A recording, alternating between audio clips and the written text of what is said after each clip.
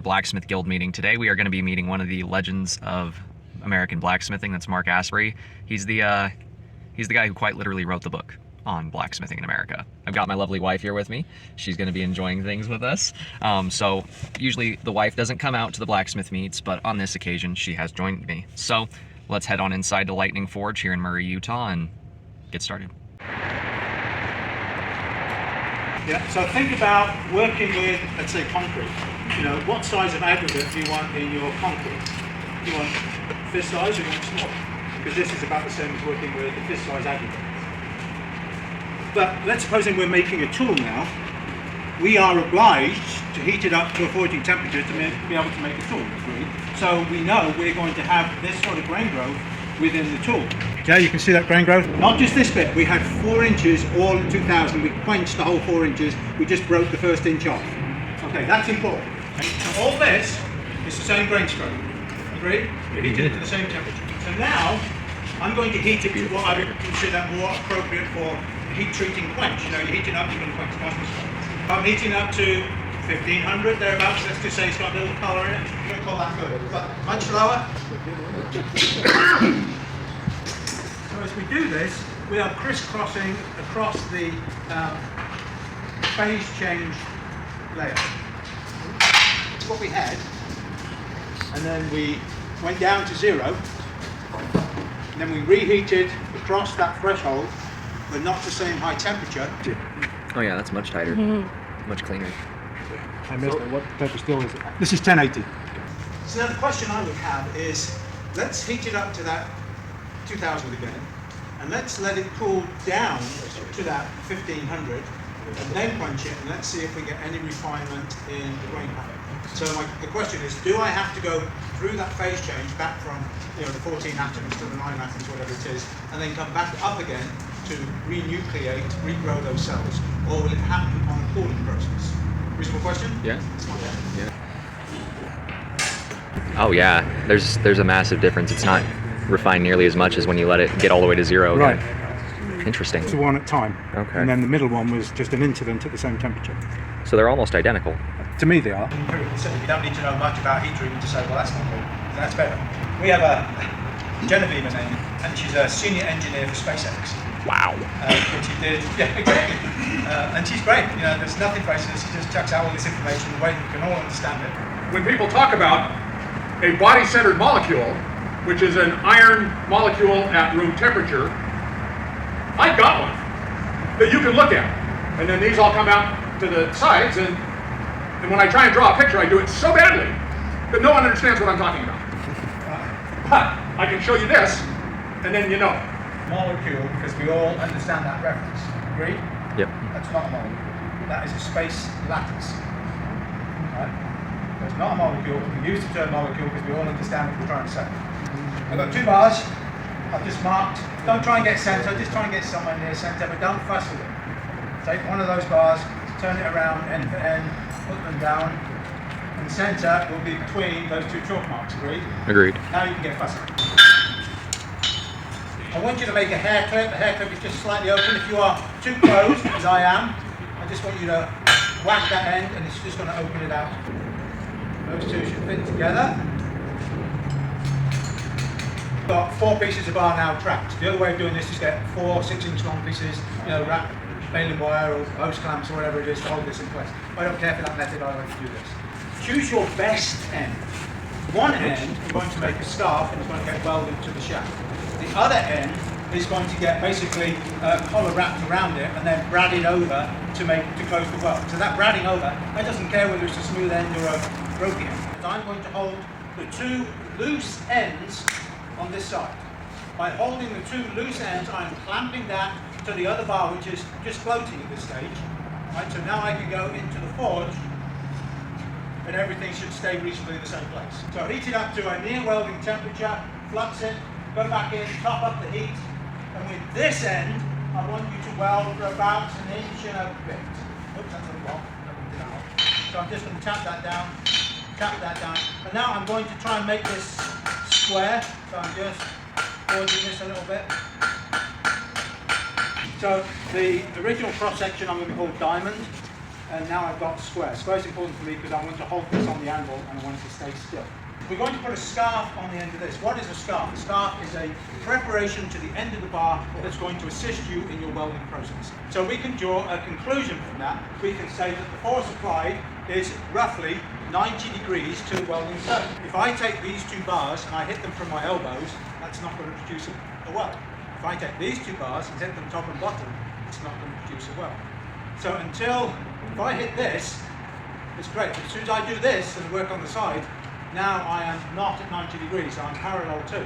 So unless you're very sure of the weld, don't go here too early. But whilst we're here, let's have a look at this end. Because I want to know, is that in a welding plane or is that in a shear plane or a slip plane? Shear plane. Okay? So we need to do something to this. If we don't do something to this, it's just going to bully its way through and it's going to leave a crack, not something we want. Let's take a big bar. Let's go 4 inches square, 12 inches long. 4 inches square, 12 inches long. It's all hot as you like, I don't care. Let's dangle it from the roof, yeah, so it's horizontal, and I want you to take your hand hammer and smack it on one end. Will that end be deformed? Yes. Yes, why? Because of the mass of the material. Let's find another term for that. Inertia. Inertia. Its ability to stay still in space, right? So the inertia, you've got one bit coming, you've got the inertia, its ability to stay still, so yes, it will be deformed. So I'm going to draw a conclusion from that. I'm going to say a piece can act as its own anvil, even though it's all hot. Agreed? It was all hot, its inertia, we hit it, it was deformed. So when we come to here, when we're doing a forge weld, what type of blow are we giving it? Is it a light blow, medium blow, heavy blow? A gentle kiss. Light blow. Light to moderate. I'm not so much into the lights, I'm more the moderates. But I think we can all agree, not heavy. What temperature are you trying for? No, well, that's 16 not there yet. It's coming, and it's variable. Of course, they're all variables. What was that?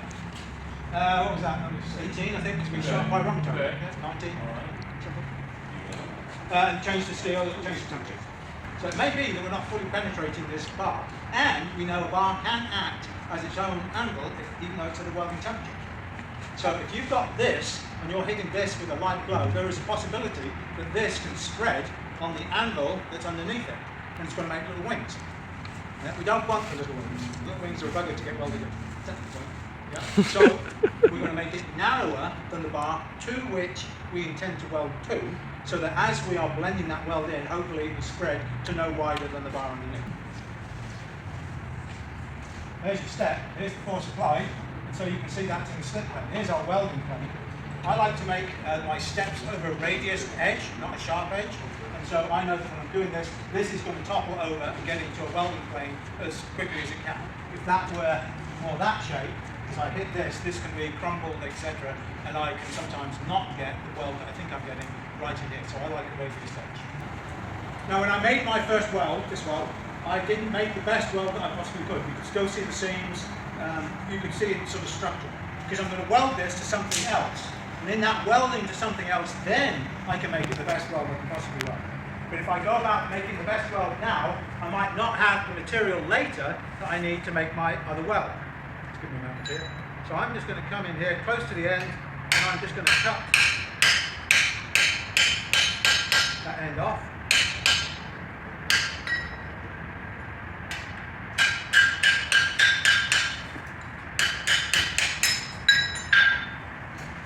So let's have a look inside. Doesn't look like the best weld on the outside. Yeah, it's solid. Yeah.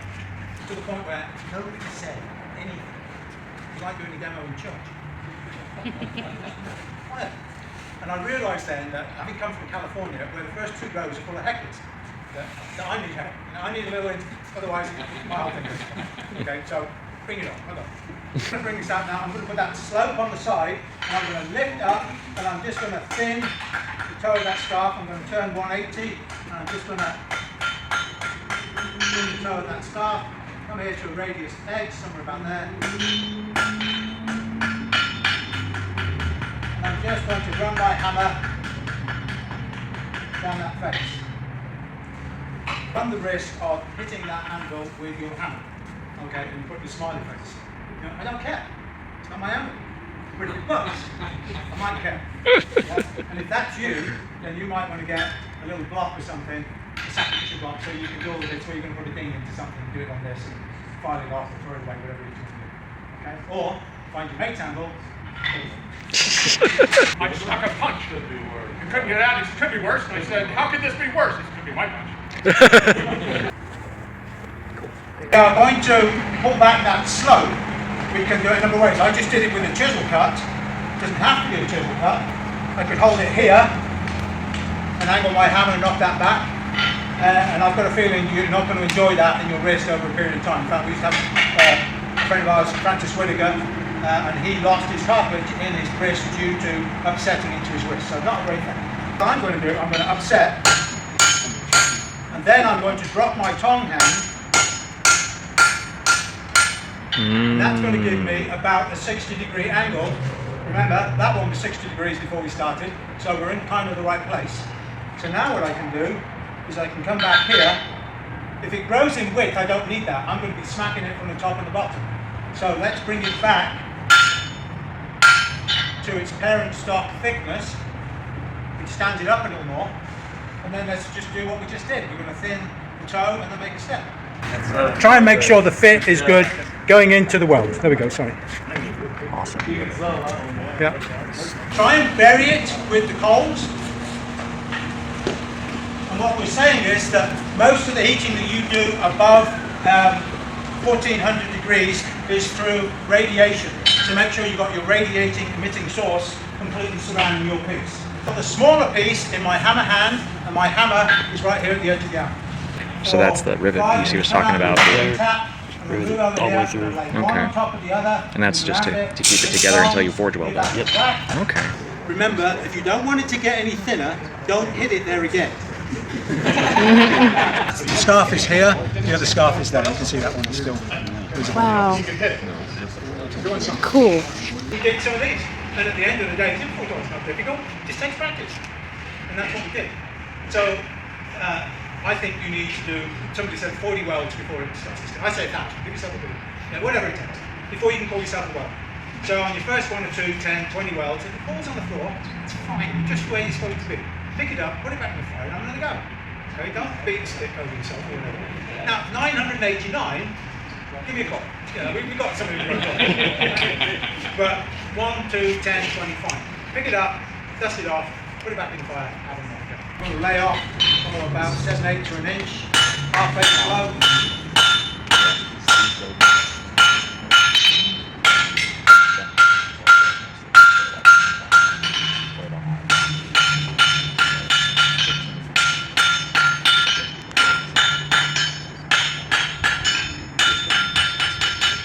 Just make sure that that is parallel. I'm going to draw out that blob of material and try and make a spur.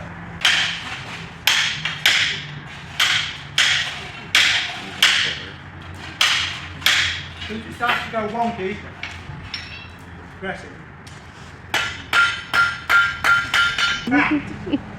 Now, pig shells, then French shells, was a gas that we were throwing away vegetables that were not perfect.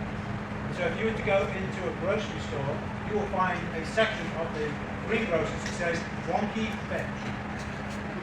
Huh. King's English. Okay. I mean, who knew? What?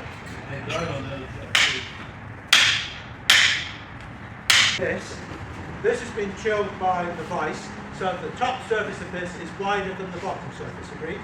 The bottom surface is chilled by the surface of the vise. So I come along here and I hit that to dress the increase. That's going to put more material into this side, so it's going to make that whole thing start to turn a corner. You can come in here, just give that a little tap. That will sometimes shift it. If that doesn't, you can come in here. I'm trying to do this. And that will sometimes get it, did in this case. Get rid of these, but you do this before you start. Like hot on any one of those. Just so that when you pick this up and move it, you're aware that that is hot. It's not just hot, lots of hot. Plant that in and you go to set hammer and you just drive that back with a set hammer. Any of those are going to work. Try and get the old stuff. The old stuff is a lot better than the new stuff. Okay, yeah, I'm not sure how old it is. All I know is I got it from a scrapyard, and it's got I've got 2 pieces. tap, bring it over, touch the anvil, turn it over, rotate, load the tongs, pick up the hammer, tap, run the hammer down the edge, turn it over, tap, with the hammer, down the edge, pull. Why do I not rush? I do not rush because I want you to see I'm being flippant with this and I'm still getting the work. And if I were more fastidious, I would get a better one. Yeah? So I'm trying to convey to you that forge welding is not difficult. It's just get them hot, put them together, hit it, it should be about right. Yeah? And that's what I want you to come away from here thinking.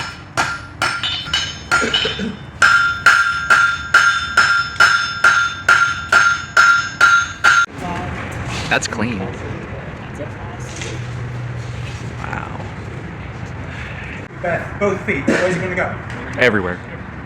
Yeah, 360, the scientists here, 360 degrees. Okay, so if this is the field, that's the cow food, these are my feet. If I work here on the face of the anvil, where's the material going to go? Everywhere. 360 degrees. I don't want that, I want it to get longer and thinner. So if I come back to my cow food, if I hit it with, I'm going to say cricket bat, baseball bat, okay, if I hit it with baseball bat, where's it going to go now? Off the sides. The arc at the back. So now I've got direction on control of the poop, yes? So it could be argued that blacksmith better know the poop, with the horn and the big, so I've got direction control. In this particular case, you'll notice that the bat is much wider at one end than it is at the other end. Okay, no point to that. So, if I come and I approach this bit of the horn, and I'm perpendicular to that centre line, I have more support on one side and less support on the other side. So if I hit this and smush this bar, the bit with support is going to get spread. The bit with no support is going to get pushed down until it finds support. So I'm going to get spread and pushed down. That's a corkscrew to me, not what I want. So what I'm going to do is I'm going to hold my piece so it's perpendicular to that local tangent, about 90 degrees to that offside edge.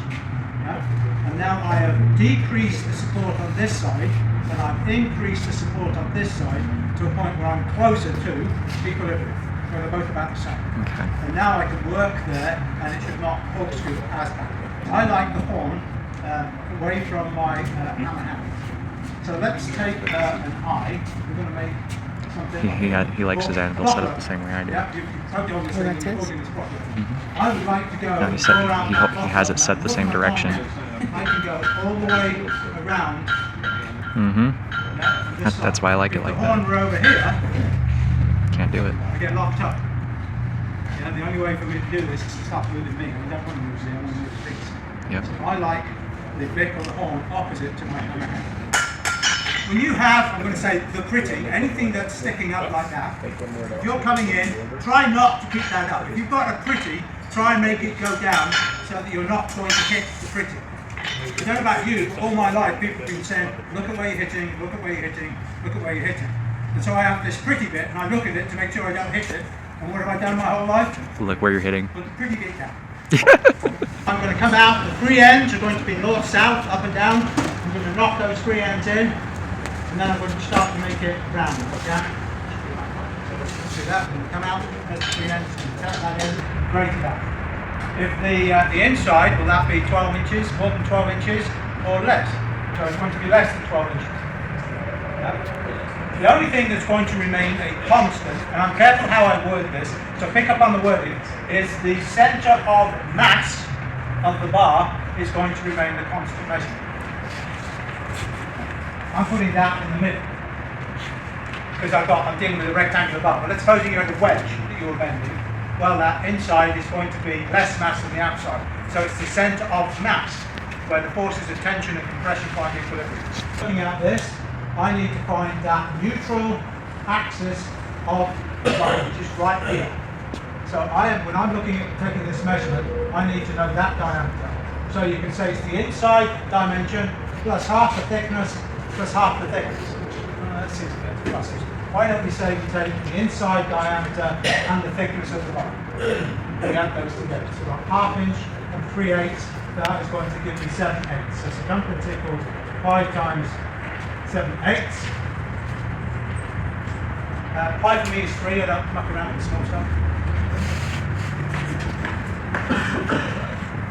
going to give me 21/8, which is going to give me 2 and 5/8. Take that bar that we just talked about, 12 inches of inch by 8, and I bend it to form a ring. What tends to happen is it does this. We end up with this gap at the top. Why the gap? Well, we just described it. This is under tension. If I have a spring and I put it under tension, I stretch it, which is what's happened to that outside edge. It's been stretched, isn't it? In what direction is that spring acting on my fingers? So as we're trying to weld this and fill this in, you're going to make a flat spot. That material has to go in and fill that in. So that's not going to make as pretty a weld as if we didn't have that. So what I want is I want 2 pieces to come together, but I want a slight gap between the 2. Let's call it a 16. Let's not get married to that. Let's just call it a 16. The bar around this way. This corner is going to get pushed out. This corner is going to get pulled back, and the aggregate is going to come to this point. So the question now is, we know what total length we want, but that total length is along the neutral axis of the bend. The other 2 are in flux. This will be stretched, this is compressed. So when we've got our bar here, and we know that this is 2 and 5/8. Yeah. Okay. So I'm going to come in about sort of 360 on either end, and I'm going to cut that off. So I'm going to come in, cut that, and that's going to make a 60-degree angle. You know that, we've already done one this morning when we're doing our floor job. So this inside now is being compressed, but I already made a mark where I needed to cut. Yeah, so it's being compressed with everything else, so the mark is in the right place. So if I come here, put my chisel in there, just drag it back, it'll go click, I can then stand it up. Let's get that out of the way. I cut that. Do not cut it off. These are the best heritongs you've got.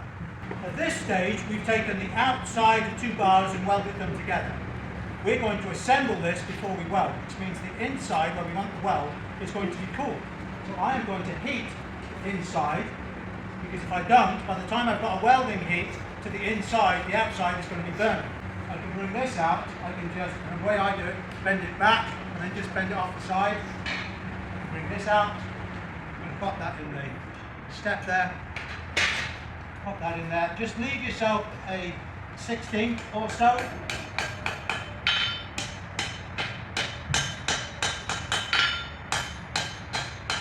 I am shy. You see I'm getting parallel, but I am shy with my material. I might work that and see if I can't get it right. So if I'd have gone 2 3/8 instead of 2 and 5/16, I might enjoy that bit more. At this stage I'm going to lift it up. I don't need to burn the basket as I'm heating everything else. When I come out to do my weld, I'm going to put the gap either at the 9 o'clock or the 3 o'clock, whichever is the way it works out as I come out. And I'm going to work up, moving that gap towards midnight. As soon as it gets to midnight, I'm going to change it to the other 9 o'clock or 3 o'clock. So let's go here. We'll go top.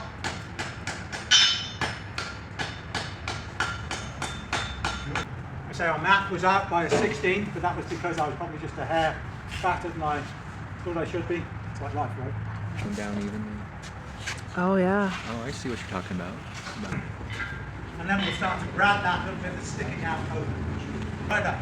Trying to get that heat on the end. I'm going to brad over. I don't want to burn the basket or scale it. I'm trying to keep it out of the pot. Over a sharp spot. This for me is too much. I would like this bit right here, and then taper from 3/8, which would end up here, down to almost baling wire. Baling wire going around there. They're coming back. Baling wire finishes. Gets back to 3/8, and then that is 3/8. Nice and smooth. So there's an argument, and it's somewhat valid in my mind, is why would you put the effort into blending in the scarf weld so you can't see it? Because then that sort of, oh, it was handmade bit starts to go away. Yeah? And it's already last one. And it's a valid argument. I've got no answer for you. I'm not going to drink this. We tend to think of these things as being a 2-heat operation. We twist and then we untwist. It doesn't have to be that way. You can twist, untwist, retwist, untwist, and you can grow this so it's spherical. And I'm thinking more like your Christmas ornaments, you know, the bubble type things. So you're not limited to just twist and untwist. I like a little more untwisting past the halfway. So I'm just going to pull it, untwist this just a little bit.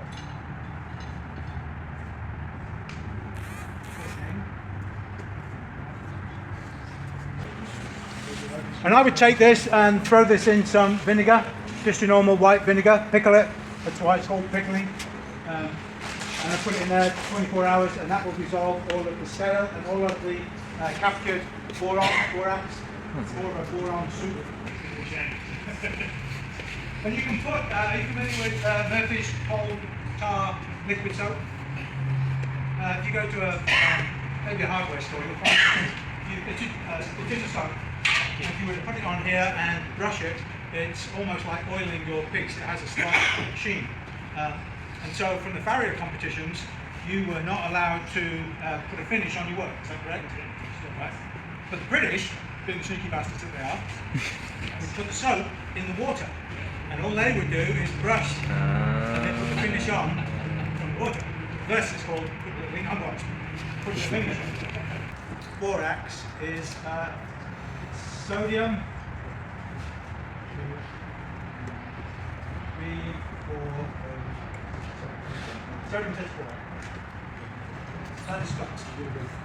And so as you heat this, just the same, if you take normal table salt and throw it into your fire, you're going to break that chemical bond. That's a molecule. You're going to break that chemical bond and you're going to get your chlorine and whatever else is in there.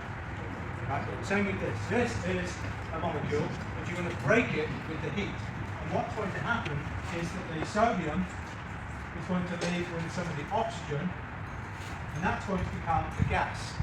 It is going to combine with the moisture of the air, and it's going to make a something like that. Or anyway, you got it. And so you'll see that as that white. We're going to call it smoke. It's not smoke, it's not burning, it's not called that. It's a vapor. Okay. That is going to combine with some of the free iron, and you're going to start getting various levels of boron soup attached to your piece. And that is the bit that's going to make that white residual powder that you're going to see later on. That's what you call a drop. Sorry? That's what you call a drop. That's what you call it. Well, probably you have to get rid of it chemically. It gets into the pores, so you're going to pickle your piece. So that, when you've used your flux, and it's been in there too long and you pull it out and it looks dry and crusty, that is because that is gone and you're left with that, and that is dry and crusty stuff, and you cannot weld unless it looks wet. Okay, so the object is throw your piece in, bring it as close to a forge welding temperature as you can, apply your flux. You've got some degradation of the flux in the heat of the forge, but before that fully degrades, you've drawn it out and you've whacked it and you've made your unit. Okay, the thing is to bring it out before this degrades to the point where you're just left with that stabby mess.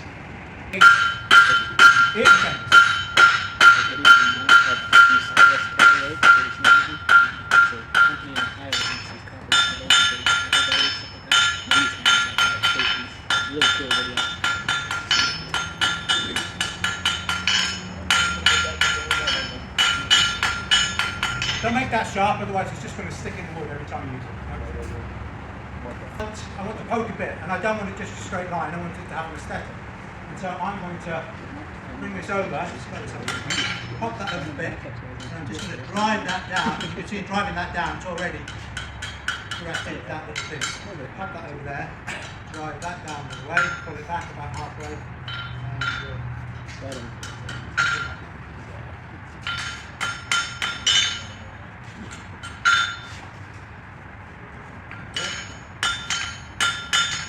you see, I didn't whack that bit too many times. I let it swing backwards and forwards and sort itself out rather than me do it one way, correct it, do it the other way, correct it, and that gets thinner than I want. I let it do its own thing. Scale, residual scale, and the flux. That boron soup. Yes. And so I use 5% vinegar. You can buy cleaning vinegar, which I think is 30%.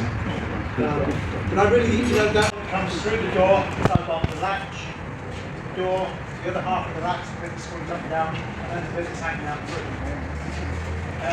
I would say that of that, this paper Oh, that's what he was talking Right about. here, so that would be a taper Nifty. all the way through. Kind of knock these ones off a little bit. If you have to get the leather. You can stick this over a radius edge right about and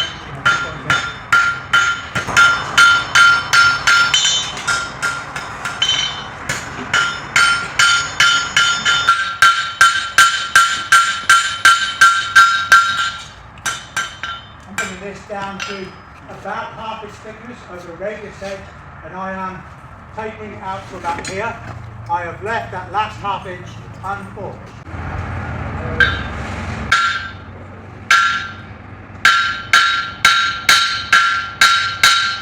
Alright, I'm now going to thread. I'm starting in the middle. I'm going to thread the valley.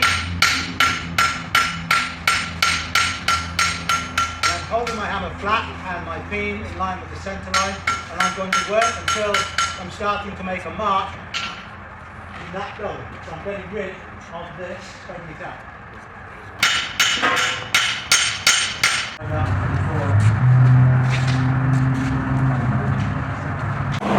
That is a hot, hot, hot fire right there, people. White, blue, and violet fire. The raffle is beginning. Got some titanium, some horn, some forged tools, big old springs, train track springs, all kinds of stuff. Bill F. Almond. So, first Matt, get second pick. TND. That would be Matt H. Turn goes to Bill.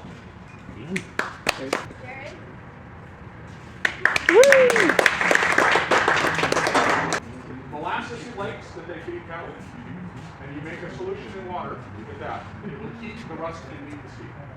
I challenge you to do that in the furnace. Jeremy again? Yep, Jeremy. Tyler. Oh, he said to leave his stuff here and he'll reach out and come pick it up. Okay. Jeremy.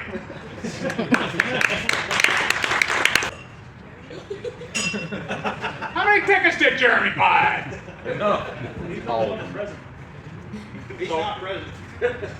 In that case, we're going to split it. James C.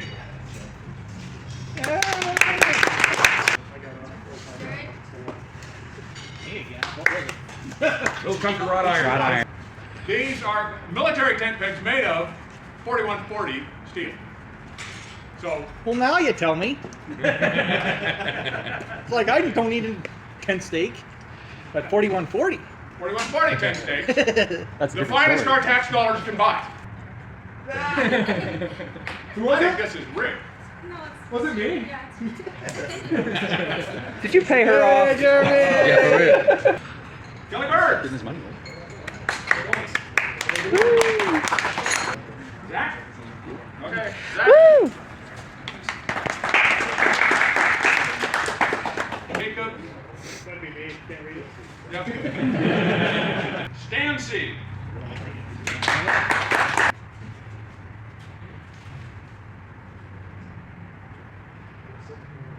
Asbury. Asbury? Aspery. Oh, there is. It is. It's you. It's Aspery. Good. What are we doing? Well, the A didn't hardly show up. That was Asbury. Hammond? Oh, hey, good job. Tyler. Jacob.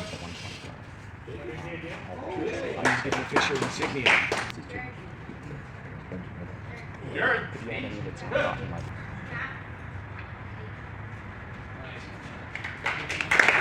So we're now back from the meet. I hope you guys enjoyed the video. Mark Asbury was awesome. I just want to say a huge thank you to Paul as well as all the other guys that made it possible to get Mark Asbury out there. A huge thank you to Mark Asbury for the awesome demonstrations he did and all of the knowledge he dropped. Blacksmith Guild meetings are always awesome, and they're great opportunities to learn. We always learn a lot at these meetings, and especially when we have guests that do these demonstrations, it's incredible to be able to get out and learn from these guys. But I hope you guys liked the video. If you did, you know what to do. Do that thing right there. And until next time, God bless. Stay sharp out there. Always remember, use your safety squints, use proper ventilation, and the right pair of tongs. Don't be an idiot.